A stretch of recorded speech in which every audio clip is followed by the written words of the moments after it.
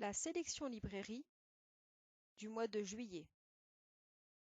À l'occasion des 50 ans du tournage du film Les Demoiselles de Rochefort de Jacques Demy, les éditions Arte proposent pour la première fois en version restaurée ces 3 films cultes. Lola, son premier long métrage, portrait pétillant d'une danseuse de cabaret incarnée par la sublime Anouk Aimée, sorti en 1960. La Baie des Anges avec la troublante Jeanne Moreau dans le rôle d'une accro au jeu, et Les Demoiselles de Rochefort, son succès de 1967, une comédie musicale qui réunit Catherine Deneuve, Françoise d'Orléac et Jane Kelly. Un partenariat France Culture sera mis en place. Naïd, de la réalisatrice Ida Panaende, édité par Memento Film. À travers ce premier long métrage récompensé à Cannes par le Prix de l'Avenir, la réalisatrice, qui s'est toujours intéressée à la condition des femmes au Moyen-Orient, a voulu représenter le dur quotidien des femmes en Iran. Naïd est incarnée par Sarah Bayat, que l'on a découvert dans le film Une séparation d'Ashghar Farhadi. Naïd est un film juste et intimiste qui permet de percer un peu plus la société iranienne à travers le portrait de cette femme émancipée qui se bat seule contre tous pour mener sa vie comme elle l'entend. Fever, adaptation libre du livre de Leslie Kaplan, édité par Jour de Fête. Premier film de Raphaël Niel avec Martin Lazillon, César 2016 de la révélation masculine pour La tête haute. La bande originale est signée par Camille. Fever démarre comme un fait divers. 2 lycéens brillants assassinent une inconnue choisie au hasard au beau milieu de leur révision du bac. En sortant de l'immeuble de la victime, une passante les remarque et va développer une véritable obsession pour leur crime. Petit à petit, au détour de discussions, le crime s'étoffe de motivations plus sournoises, plus secrètes. L'horreur, l'étrange se mêlent à cette très forte histoire d'amitié. Le film a été primé dans de nombreux festivals.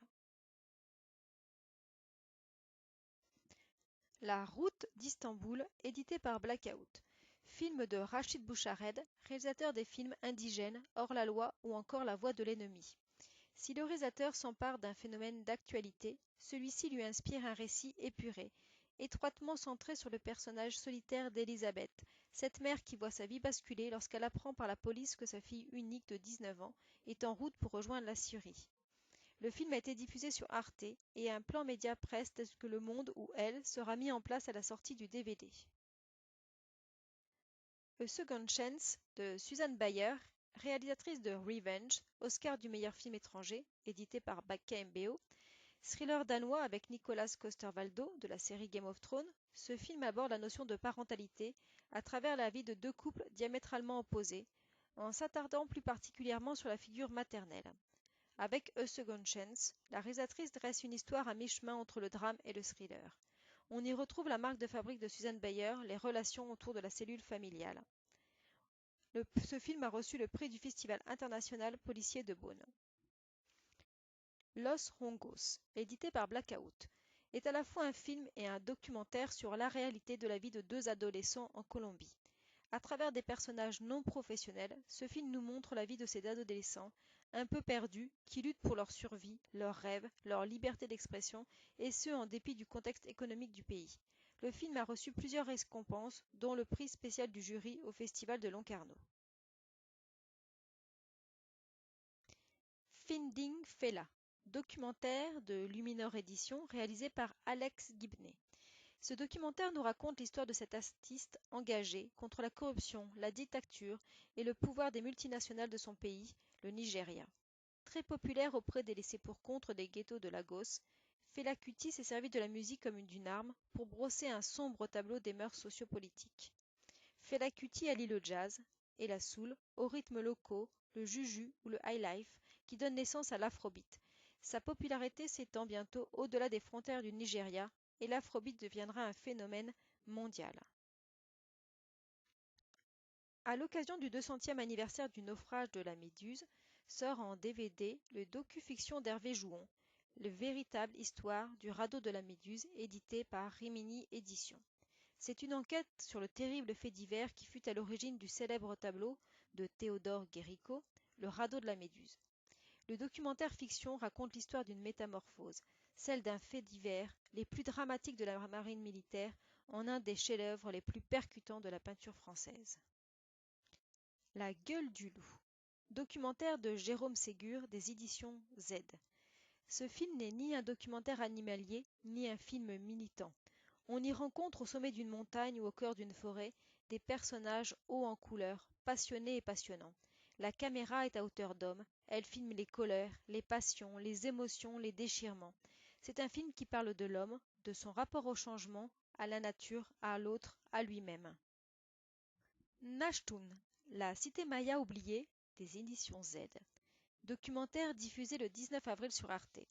En partenariat avec la Maison de l'archéologie et de l'ethnologie, ce documentaire nous emmène au cœur de la cité de Nashtun, située à l'extrême nord du Guatemala. Cette cité est enfouie au plus profond de la forêt vierge.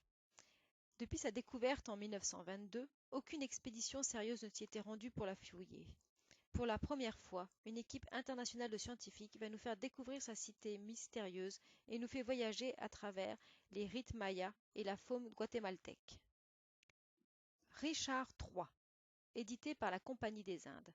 À l'occasion du Festival d'Avignon et du 400e anniversaire de Shakespeare, retrouvez le spectacle Richard III filmé au théâtre de l'Odéon. 4h30 de spectacle mis en scène et joué par Thomas Joly, metteur en scène également d'Henri VI, qui fut un grand succès autant sur scène qu'en DVD.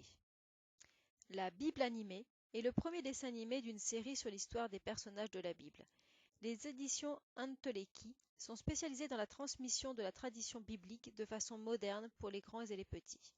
En complément du dessin animé, des jeux et enseignements pédagogiques seront disponibles. The Legacy, série réalisée par les producteurs de Borgen et The Killing, éditée aux éditions Arte. C'est un drame familial autour d'une question d'héritage. La série sera diffusée sur Arte en prime time du 9 au 30 juin. La saison 2 et la saison 3 sont en cours de production. La presse est unanime et un relais important sera mis en place pour la sortie du DVD. Les éditions du Désir proposent une nouvelle édition du Storytelling le Guide. Le storytelling est une méthode utilisée en communication, fondée sur une structure narrative du discours qui s'apparente à celle des contes et des récits. Cet ouvrage vous permettra de comprendre l'origine du storytelling, comment il se crée et il s'utilise en communication, et quels en sont ses dangers et ses limites. C'est un véritable guide pratique de la communication d'aujourd'hui.